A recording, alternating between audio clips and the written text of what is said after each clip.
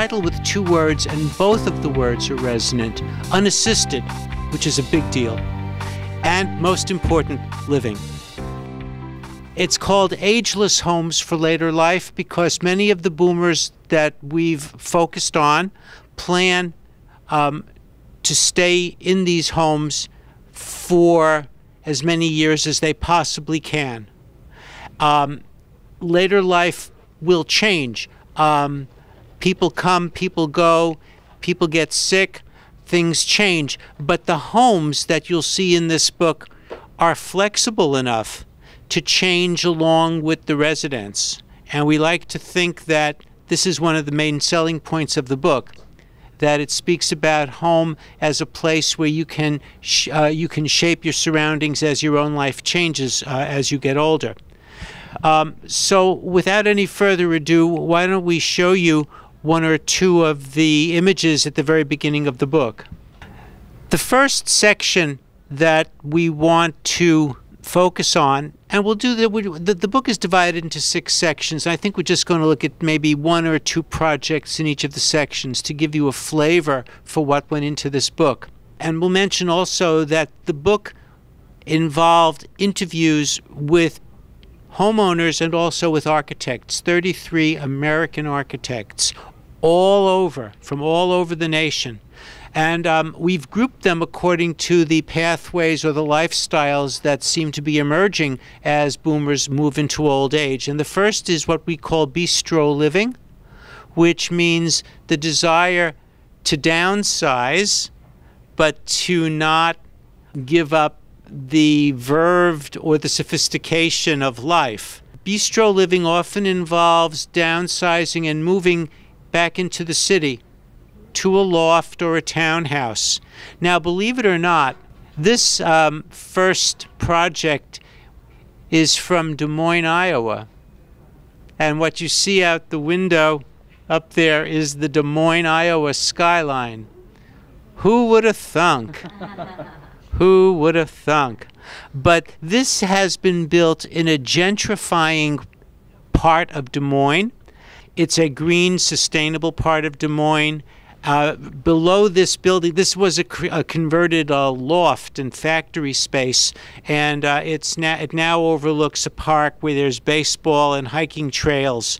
Lower left hand, you see a bicycle because there's a lot of biking, and it speaks to the idea that a lot of people who want the bistro living lifestyle want to be able to walk or ride their bicycles to work or to recreation, and so that's Girso Loft. Castin Loft, I must say, was designed and built by my very talented colleague and friend, Whit Chapman. This is one of Whit's projects. The one book from my office that happens to have made its way into the book. Yeah. What we both love about Girso Loft is that it's a place where people can live but also continue having a career.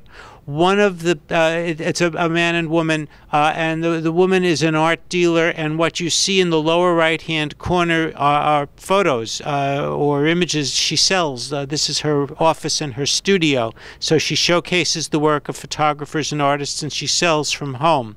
And the rest of the place has been made into a combination of office for him and living space. You'll notice that there are stairs.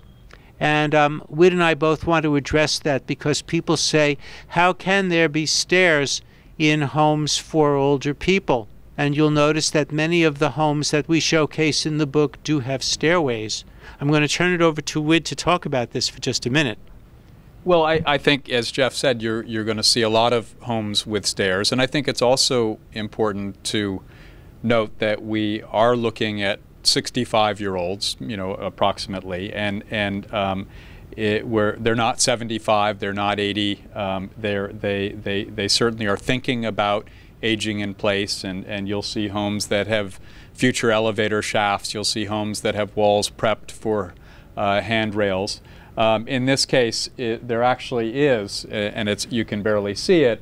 There is next to these little stairs. There's a little grab bar on the brick wall there. It's probably not ADA to code, but we had discussion with this client. Are they comfortable with stairs and open railings like the one that leads up to to her study, to her office. You know, for the moment, they want this kind of uncluttered architecture and detail. So many of our readers expect the homes to look geriatric. And the great surprise is that these homes do not look geriatric. And Whit and I have a theory about why this is so. Boomers from the get-go have been rule breakers. When they were growing up during the 60s, they lived through a period of revolution and rule breaking.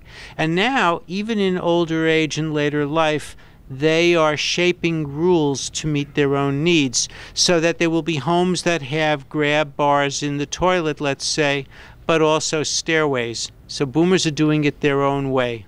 This rather glitzy place is called the Hollywood, and it's located in Hollywood, California. Whit calls it a tribute to boutique hotels.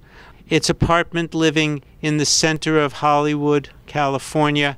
The architect mentioned that when they built this, they had actually planned it for boomers. I was surprised, but it appears that in many large American cities, when boomers retire, at least for a time, some of them come to the center city and enjoy that freedom of having access to the central city. I doubt if people would stay in the Hollywood much longer than 5 years, but it's an example of bistro living. Our next section of the book, which gets us both very excited and optimistic, is called 3 Generations Together. And we're discovering that many boomers are trying to create compounds where they can live with children and grandchildren together. This is a new and unexpected development, but there are 3 very, very exciting projects in this section of the book. The first is Mill Valley House, which was the inspiration of grandparents who had 2 married children. They created a compound where the married children and the various grandchildren could all live together in what amounts to a green and sustainable heaven on earth. This other one was built in Vermont. It was built by boomer grandparents for a daughter who had been divorced. The project actually consists of 2 houses on land together. They were built in the spring, but the architect and the client went to this property in the dead of winter and walked on snowshoes and tried to understand what this place would look like in the snow and went from there. But it's for a set of boomer grandparents, a divorced daughter and her 2 children, and you see the grandfather and the 2 children in the lower right. And the landscaping is done to make it very accessible. The connection between the houses is very accessible. And our last example is Taub Koretz Center for Jewish Life in Palo Alto, California. And what's so very interesting about the Center for the Taub Koretz Center is that the philosophy there is that 3 generations don't just have to be from a family, it can be something bigger.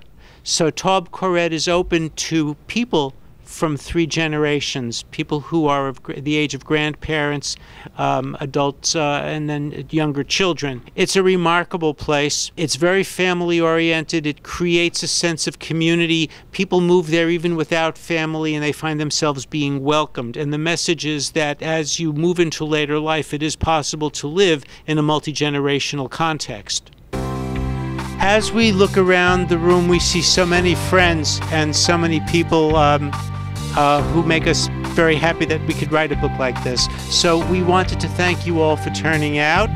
There are copies there if you are interested. We're happy to chat with you about the book, and enjoy this beautiful spring evening, and welcome to Barnes & Noble.